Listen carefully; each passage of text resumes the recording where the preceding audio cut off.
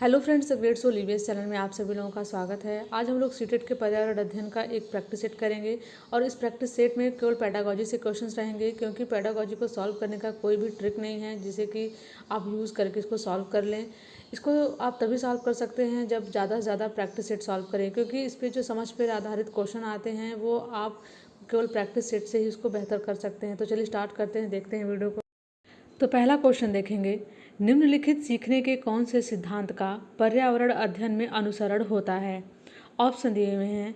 A option है अज्ञात से ज्ञात, बी ऑप्शन है ज्ञात से अज्ञात, सी ऑप्शन है वैश्विक से स्थानीय और डी ऑप्शन है अमूर्त से मूर्त। तो इस क्वेश्चन का सही आंसर हो जाएगा ऑप्शन नंबर बी, ज्ञात से अज्ञात। फ्रेंड्स, आपको सभी क्वेश्चन एकदम ध्यान से करने हैं, क्योंकि आप क्वेश्चन को यदि ध्यान से देखेंगे तो आप समझ पाएंगे कि क्वेश्चन क्या कह रहा है।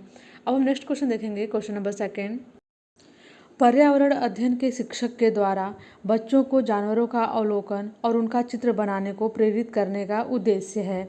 कथन दिए हुए हैं, 3 कथन हैं। पहला कथन है बच्चों में सृजनात्मकता का विकास करना। बी कथन है बच्चों में अवलोकन और रचना कौशलों का विकास करना। और सी कथन है बच्चों में सौंदर्यगत संवेदना का विकास करना। आपको बताना है कि इसमें से कौन कौन से कथन सही हैं। ऑप्शन ए है केवल कथन बी सही है। ऑप्शन बी है कथन ए, बी और सी सही है। ऑप्शन सी है केवल कथन ए सही है। और ऑप्शन डी है केवल कथन ए और सी सही है। तो इस क्वेश्चन का सही आंसर हो जाएगा ऑप्शन नंबर बी, कथन ए, बी और सी तीनों ही सही हैं। अब हम नेक्स्ट क्वेश्चन देखेंगे, निम्नलिखित में से कौन सा पर्यावरण अध्ययन में सीखने का रचनात्मक आकलन का साधन नहीं है। ऑप्शन दिए हुए हैं वर्णन अभिलेख, वार्षिक उपलब्धि परीक्षण, पोर्टफोलियो और लास्ट ऑप्शन है क्रम निर्धारण मापने। तो इसका सही आंसर हो जाएगा ऑप्शन नंबर बी, वार्षिक उपलब्धि परीक्षण पर्यावरण अध्ययन में सीखने का रचनात्मक आकलन का साधन नहीं है। नेक्स्ट क्वेश्चन देखेंगे, निम्नलिखित में से किसको पर्यावरण अध्ययन में बच्चों को आकलन में दूर करना चाहिए। ए ऑप्शन है आकलन के संकेतकों का उपयोग। बी ऑप्शन है बच्चों को सीखने के गुणात्मक आकलन। सी ऑप्शन है बच्चों के उत्तरों को सही या गलत में आंकना। और डी ऑप्शन है कक्षा 5 के ईवीएस पाठ्यपुस्तक में प्रत्येक पाठ के अंत में दिए गए आज हमने क्या सीखा पर चर्चा। तो इसका सही आंसर हो जाएगा ऑप्शन नंबर सी, बच्चों के उत्तरों को सही या गलत में आंकना।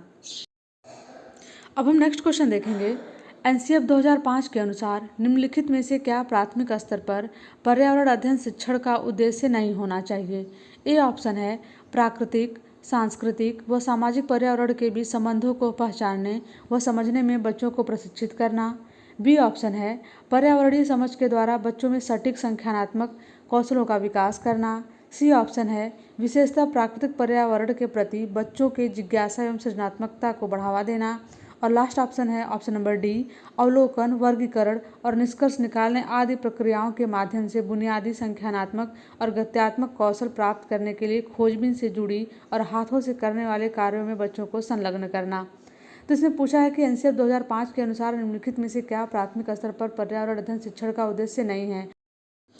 इस क्वेश्चन को यदि हम ऑप्शन से करें तो हमको बाकी ऑप्शन जो है ए, सी, डी वो ठीक लग रहा है, लेकिन ऑप्शन नंबर जो बी है पर्यावरणीय समझ के द्वारा बच्चों में सटीक संख्यानात्मक कौशलों का विकास करना, सटीक संख्यानात्मक कौशलों का विकास करना, ये थोड़ा सा यहाँ पे और लग रहा है, इसलिए हमारा ऑप्शन नंबर बी जो जाएगा वो करेक्ट हो जाएगा।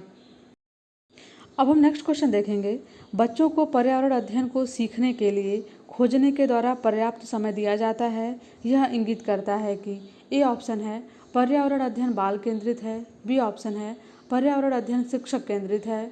सी ऑप्शन है पर्यावरण अध्ययन याद करके सीखा जाता है। और डी ऑप्शन है पर्यावरण अध्ययन सूचनाओं द्वारा सीखा जाता है। इस क्वेश्चन का सही आंसर हो जाएगा ऑप्शन नंबर ए, पर्यावरण अध्ययन बाल केंद्रित है। नेक्स्ट क्वेश्चन देखेंगे, पर्यावरण अध्ययन कक्षाओं 3rd से 5th के लिए एक विषय क्षेत्र है जो संकलित करता है।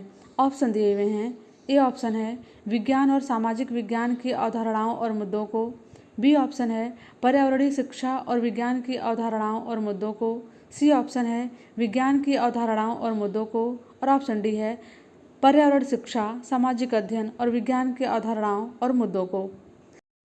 इस क्वेश्चन को भी यदि हम ऑप्शन से सॉल्व करें तो हम देखेंगे कि सारे ही ऑप्शन हमको करेक्ट लग रहे हैं, लेकिन जो ऑप्शन हमको सबसे बेहतर लगेगा वही हमारा आंसर होगा। तो इसमें हम देखें ऑप्शन नंबर डी जो लग रहा है वो हमें सारे ऑप्शन से बेहतर लग रहा है, इसलिए हमारा ऑप्शन नंबर डी जो जाएगा वो इस क्वेश्चन का सही आंसर हो जाएगा। अब हम नेक्स्ट क्वेश्चन देखते हैं। निम्नलिखित में से क्या पर्यावरण अध्ययन में बच्चों के द्वारा ज्ञान की रचना में महत्वपूर्ण है? 4 कथन दिए हुए हैं। कथन ए है बच्चों का सक्रिय भाग लेना, बी कथन है बच्चों के समुदाय के सदस्य, सी कथन है पर्यावरण अध्ययन की पाठ्यपुस्तकें, और डी कथन है पर्यावरण अध्ययन की पाठ्यपुस्तक में दी गई व्याख्या और परिभाषा। इन चारों कथनों में से बताना है कि आपको कौन कौन से कथन सही हैं। ऑप्शन इस प्रकार से हैं। पहला ऑप्शन है कथन ए, सी और डी, बी ऑप्शन है केवल कथन सी ऑप्शन है कथन ए, बी और सी, और लास्ट ऑप्शन डी है कथन ए और सी। तो इस क्वेश्चन का सही आंसर हो जाएगा ऑप्शन नंबर सी, कथन ए, बी और सी। कथन डी जो जाएगा वो रॉन्ग हो जाएगा कि पर्यावरण अध्ययन की पाठ्यपुस्तक में दी गई व्याख्या और परिभाषा इस पर जो है बल नहीं देता है।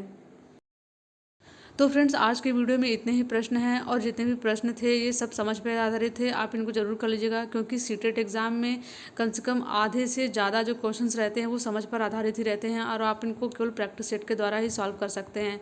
और फ्रेंड्स, यदि आपको वीडियो पसंद आता है तो प्लीज़ चैनल को लाइक शेयर एंड सब्सक्राइब कीजिएगा। Thank you for watching this video.